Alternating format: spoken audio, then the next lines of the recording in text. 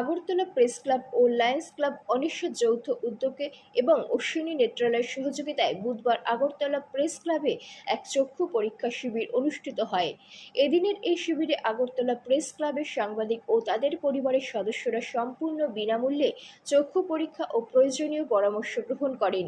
উল্লেখ্য, 2023 সালের নভেম্বর মাসে পথ চলা শুরু করেছিল লায়ন্স ক্লাব অনিশ এবং ক্লাব প্রতিষ্ঠার পর এই প্রথম আগরতলা প্রেস ক্লাবের মাধ্যমে বিনামূল্যে চক্ষু পরীক্ষণ শিবিরের সূচনা করা হয়েছে এবং আগামী দিনে লায়ন্স ক্লাব অনিশের উদ্যোগে রাজ্যের বিভিন্ন স্থানে বিনামূল্যে এই ধরনের শিবির অনুষ্ঠিত হবে বলে জানান Lions Club Anish. Agartala Press Club, Ashwini Netralaya এবং লায়ন্স ক্লাব আনিশ এর উদ্যোগে আমরা একটা আই ক্যাম্প এখানে করছি। তবে এটা মূলত হচ্ছে সাংবাদিক এবং তাদের পরিবারদের জন্যে।